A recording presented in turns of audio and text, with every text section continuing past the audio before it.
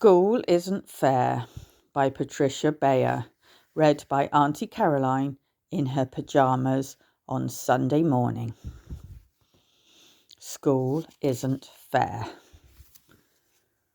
Okay, I hope I can read it because it's a bit small on my phone. Here we go.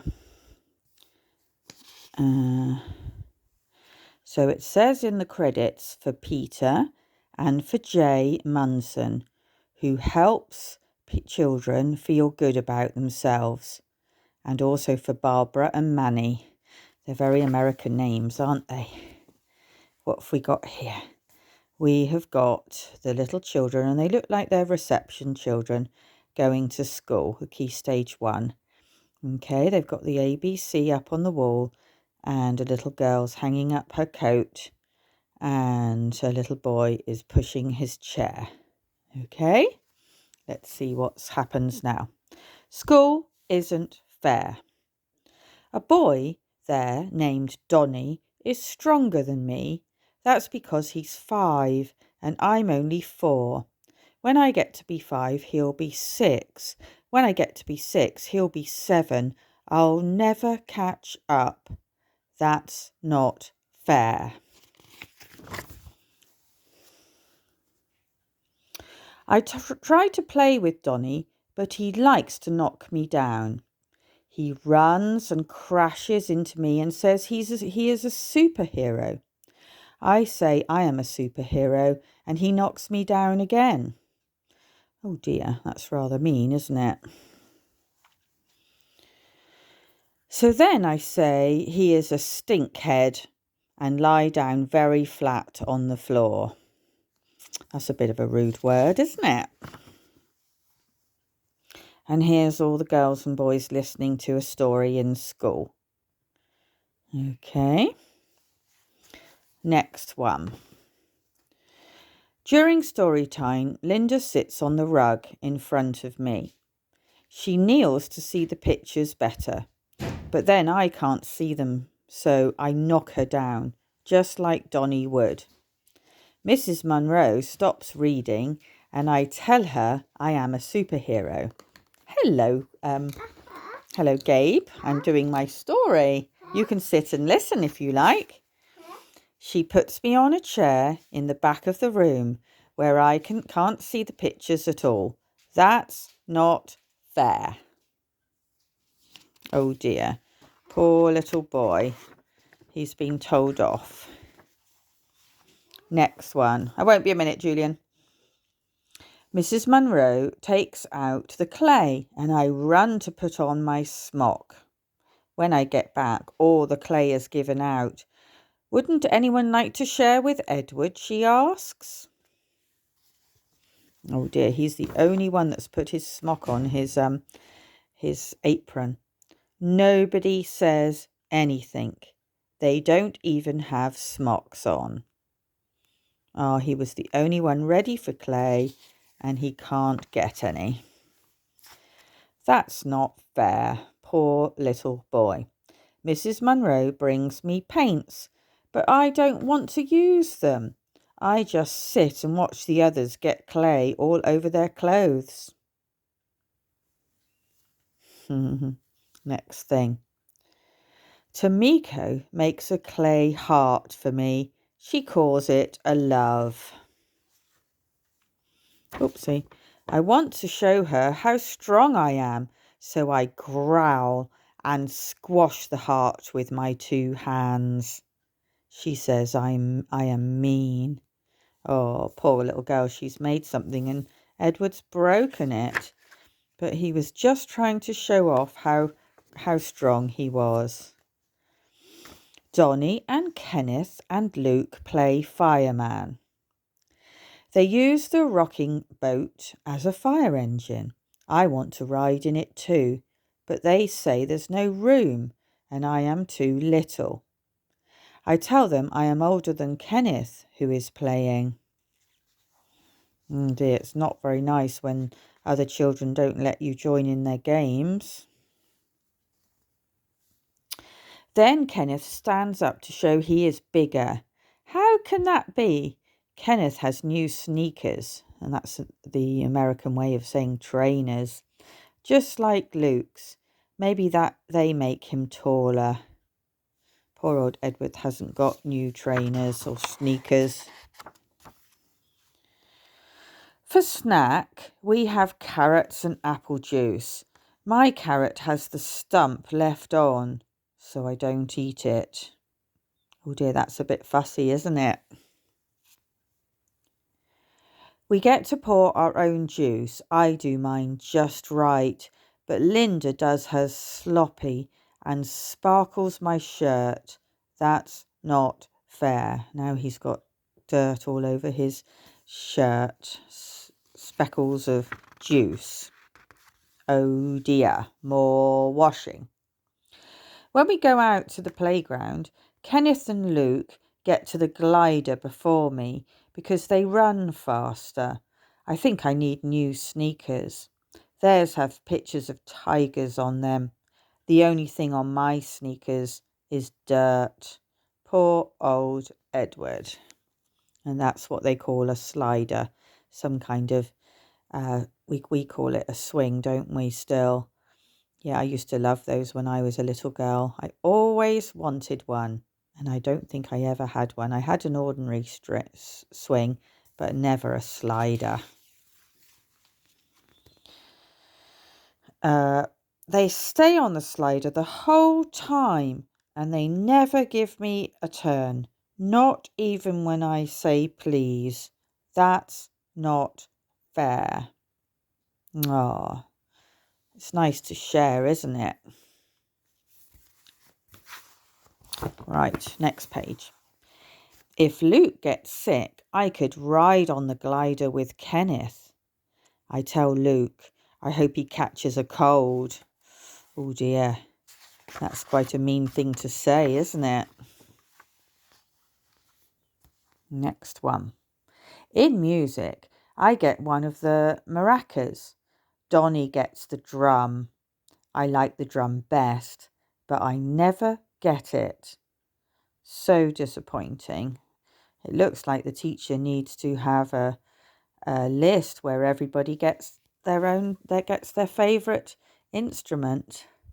That's not fair.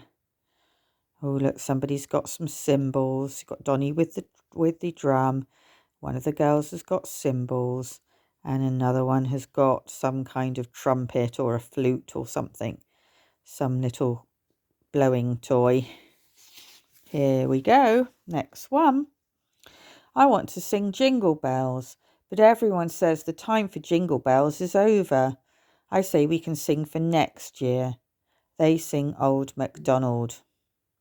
There they are singing with their mouths open. Next one. I whisper Jingle Bells anyway. He's a bit of a rebel, Edward. He likes to do his own thing. When it's time to go home, Donnie can't zip his jacket. Since Mrs. Monroe is helping Linda, I zip Donnie's jacket for him. He doesn't knock me down. He says thanks. That was kind when he had been mean to Edward before.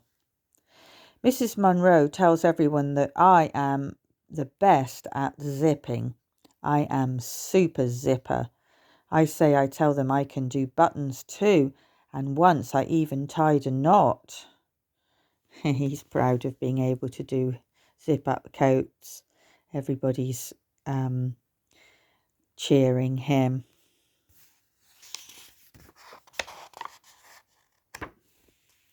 Oh dear, I think I might have taken 2 pages there. Here we are. Oh no, I didn't.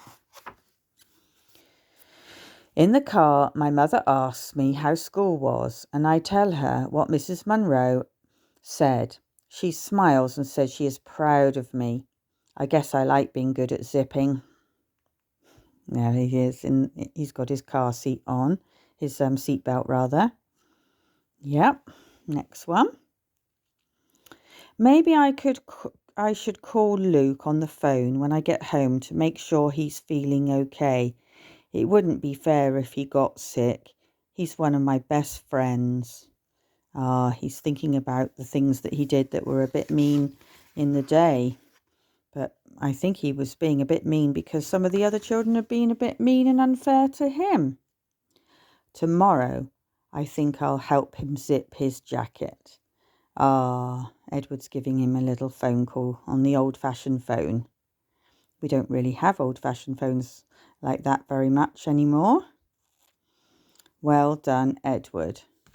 Okay, and that was the book, School Isn't Fair.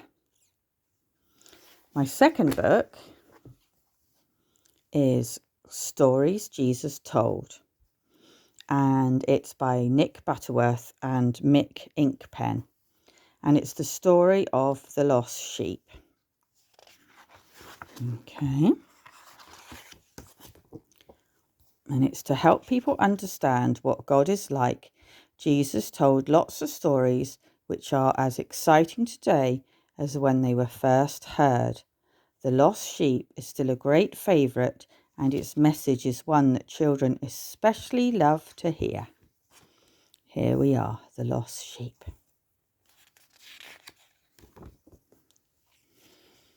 Okay.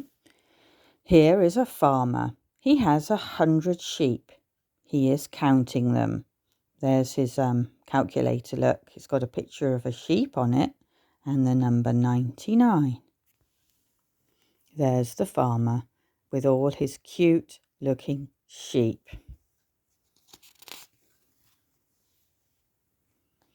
One of his sheep is missing. Oh dear, where has it gone? Look, the gate is open.